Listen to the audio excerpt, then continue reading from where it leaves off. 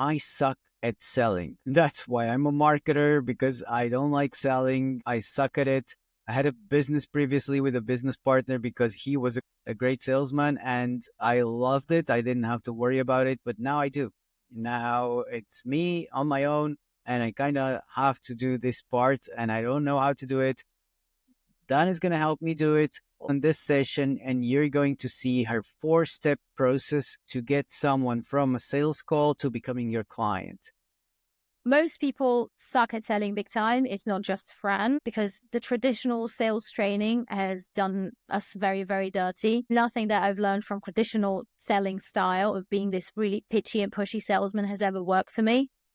Ever since that I've been trained on a new sales process, I've been closing at least 60% of my sales calls. I've been booking quite a few calls, but I'm also closing a lot of these calls, which actually leads to me not having to book so many calls in the first place, because I'm confident that I can close at least 60% of my sales calls. That's 6 calls out of every 10. That's amazing. All right, let's get into it. If you are like me, I'm the kind of person that starts giving information, and then the person just says, bye, thank you for this. I'm going to do it on my own. So if you're one of these people, Dan is going to help me get over this this problem. If you want to close more sales calls, stay tuned. Have you ever been in a situation, and you, Fran, especially as a parent, and all the parents in our audience can definitely resonate to that, when someone, let's imagine this is your child, comes up to you and they've got some kind of an inquiry. Maybe they want ice cream, and for whatever reason you say no, I don't really want to do that, and they start trying to convince you, and they start to bargain, they start to negotiate, try to come up with different terms to convince you, and it absolutely never works. The problem is that when it comes to closing sales calls, we all operate from that same frame. And this is the biggest problem with conducting and closing sales calls, or not closing sales calls, respectively. We have this notion that we are the ones who need to do the convincing, while in fact, it's exactly the other way around. Now, sales is the absolute death of the ego. What it means is that you need to completely forget about yourself, what you care about, whether you care that you want to make the sale. It's all got to be about the other person in your mind. There is nothing else for the time when the sales call is conducted. There is nothing else apart from the other person. Like, you need to be tuned in 100% in what they're saying, their body language, how they're saying it, so that you know what questions to ask them to get them to convince themselves. So as a starter, we need to listen. That is the first step. You need to listen. Your ears need to be open 100%. And the reason for this is because you need to know what exactly is going on with that person, so that you can ask the right questions to get them to convince themselves. Never ever in a sales call, you're actually the one pitching or trying to make the features of your consulting or coaching business like the best that there are. Like, you're not advertising yourself. Yeah. This doesn't work. Yeah. It has to be them convincing themselves. So they have to tell themselves the right things, and we need to ask the right questions, right? All right. So what are the right questions? So 80% of a sales call are the questions, and a framework that I'm following that's been working really well for me. I didn't come up with that. I watch pretty much everything that is online from Matt Ryder. He's I think 9-figure CEO by this point, or 8-figure CEO, and he was a Navy SEAL as well. So like, the guy's tough as fuck, and he really knows what he's talking about. I'm following his framework. So with that attitude that you're going into the sales call, being 100% tuned in what the other person's got to say, there are 4 stages that the sales call goes through. The first step is situational awareness. The second step is building an ideal situation and future that they aspire to, an ideal outcome. The third phase is bringing them down to reality and facing them with the cost of inaction. And the fourth part of the sales process is reserved for handling objections and logistics. Okay, so how do we go for about the first one? The first one is situational awareness. You need to know what the problem is that you're dealing with. So if Fran and I were on a sales call and I was trying to sell something to him, I would ask him, okay, Fran, so what is the trouble? Why did you book this call? Yeah, I'm not getting enough clients at the end of the month. Okay, and how long has it been for? For a while, I mean, I get clients, but it's irregular. So I don't always, not every month, I have the same amount of clients. I don't always have the same amount of sales calls. So it's just irregular. It's been for a few months. Okay, this sounds tough. And what have you tried until now to try and fix that? Yeah, I've tried reaching out to people. Not a lot. I don't like doing it. And I do get people booking calls through my email list. So yeah, that's a good one. So I haven't tried much, to be honest with you. I've had some good sales calls where I actually asked a lot of questions, listened a lot, but then at the end, I always go back to that thing of trying to help them straight on that call. So basically, I'm doing a consulting call, not a sales call. Okay, yeah. This sounds tough because it seems like you're giving away too much, and it's helping people, but it's not helping you at the same time. Yeah. Yeah. And at the end of the Okay. day, it's not really helping them as much as it could, because my understanding is that yes, they believe they know better now, but they could know much better if they actually were paying me and we were working together to get or build the system, to build their email Okay. list, for example. Okay. Okay. So essentially, your current approach is doing them a disservice and you a disservice at the same time. Absolutely, yeah. Because it gives them the idea that they can solve it, but then I'm pretty sure, and I've seen it, most of them go, they try to solve it, and then they kind of give up again. Yeah. Yeah. All right. So this was phase one completed. I know what the problem is. I know what he's trying to do. I know what he's currently doing right now, and I know that it's not working. So now is the time for me to go into phase two. I want to start and bring him up to a potential reality, pitch him on a particular outcome, but let him come up with that outcome instead of me convincing him. Okay, Fran. So I get what the problem is. It's really tough. It's a very frustrating situation. But what is the outcome that you want? As in, yeah, I want clients. That's the outcome. Okay, how many? Yeah, let's say 10 per month. 10 per month. Okay. And how would an ideal day look like for you when you've got these 10 clients? An ideal day. So basically, coaching calls with them, helping them build their systems and not have to do sales calls myself. Okay. Okay, this makes sense. What is so good about not having to do sales calls? Yeah, I guess because, yeah, those are the kind of, it's the exact same coaching calls I'm doing, but not getting paid for them. Okay, this makes sense. So you want 10 clients per month and you want to be doing calls that you're actually paid for, yeah? Yeah. How much would amount this into in terms of revenue? As in for the business, like the 10 clients. Yeah, 20K in dollars. 20K in dollars. Okay. And if you had 10 clients per month and 20K in dollars, like how would your life change? Um, yeah, I would hire some people. So I Yeah. would So, work a lot less. okay. Why do you want to work less? You love what you do. Yeah, but I want to work more on what I love. Exactly. This specific part of it, not the other part that is actually, I love helping other people build their businesses, build their marketing systems to grow their businesses. To be honest with you, I don't enjoy doing it for myself as much. Okay, that's very typical. Yeah, that is very typical. Okay, so essentially, from what I'm hearing is you just want to have the freedom to just work with your clients and make good money, like 20K a month. Yeah. Yeah, yeah, that would work for now. How would how would your quality of life improve if you had that? How would you feel? Yeah, pretty good. I'd be able to take a bit of a break at this point. Yeah, you're not taking any Yeah. breaks now. Nope. Okay. So with what you've tried right now and like with what you've got at your disposal right now, how close do you feel like you are to reach that goal?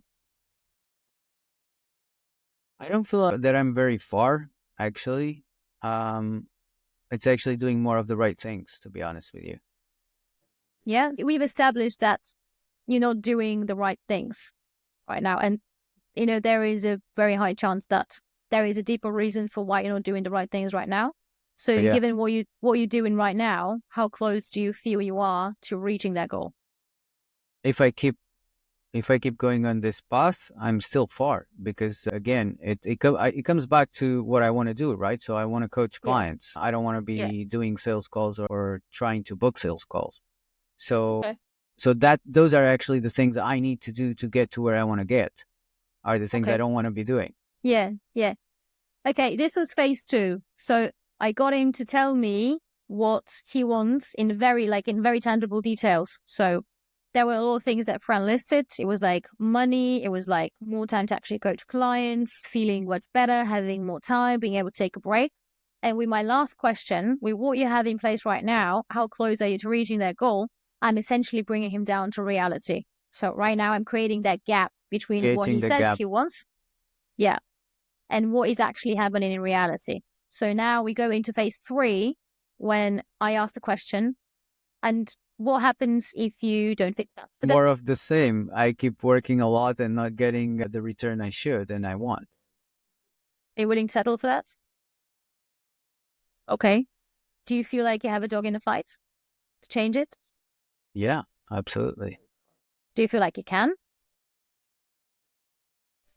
But do you really want to? Because you don't have to. I mean, well, the situation that you're in right now is not that bad. I mean, you have clients, you're making money, you don't have to, Do Yeah, you want true. to? I do. Okay, because most people give up, how it is with small businesses. Yeah, I've been close. Yeah? Okay, but you don't want to settle for that quitting, yeah? No, I don't. No, absolutely not. Okay, so seems like it could be a right fit for what we do here. Can I go into it and tell you a little bit more about what we do? Yeah, sure. Okay, so this is where the pitch comes in, and this is phase 4 of the conversation. So one thing that I learned from Matt Ryder is that whenever you go into the pitch, just make it a bloody pitch in terms of just tell the price straight away. Because right now you've been on the giving end, you've been asking questions, and the other person's been, on the receiving end. And right now, for them, this is like the culmination of the call. They want to know what the price is. So anything you say about the service beforehand, they're not going to listen to because they're waiting for the price. So Right. just indulge them and just They're tell them waiting. straight away. They're waiting for an opportunity to start objecting. Actually. Yeah, absolutely. No, they are. They are. But the thing is that if you say the price straight away and then you go into explaining what they get from the actual service, then you're basically starting to change their mind straight away if So they you have a diffuse price the objection. objections. Yeah, Yeah. exactly. Before the objections even come up, you start to diffuse everything. Now, you say the price, then you talk a little bit about what you do, and you don't talk about the features. You talk about the benefits, as always.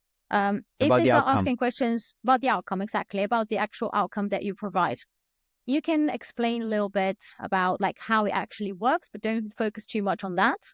And once you're done with the pitch, you start going straight back into, so do you want to do that? If you don't have any questions, shall we set up an onboarding call straight away? So you make the assumption that they're already sold into that. And I've got to tell you something when it comes to handling objections, because this is the moment they're going to start coming up. If you didn't do... So now you would have told me your price. So could you go into that? How would you go into saying the price? Like as Jeremy Miner says, you asked for permission to pitch, right? So you Yeah, got my permission, and now I told yeah. you yes. Please talk about what you do. How would you introduce the price into this? Okay, the way I would do this would be, okay, Fran, basically what I do is outsource SDR services. This means that I'm taking sales calls instead of you, and I do outreach instead of you, so that you don't have to waste time that you could use to coach clients in the same time. And see, I'm pitching the outcome already because I know he doesn't want to do that. And I've just introduced the service, and then I say the price of that is $350, as in £3,500 a month on a monthly rolling contract.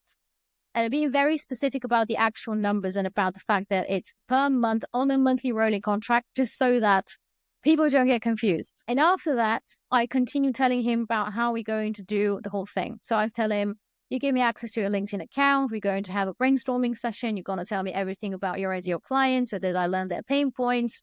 I would explain to him how I would do the process, how I would do the prospecting, additional things. I would throw in Sales Navigator in there because most people don't know Sales Navigator. So I'm going to throw in a lot of things that could seem very overwhelming to Fran if he's not done them before. So I'm just stacking benefits on top of benefits on top of benefits. Yeah, so you're adding value to the price to justify the price that you just gave me. Exactly. This is the point of saying the price up front. Yeah, once I've gone through all of that, I would say, does it seem fair to you? And if he says yes, then I would just go straight into the assumption, okay, if you don't have any other questions, do you want to book an onboarding call and get started? And if they say yes, apparently this is a close.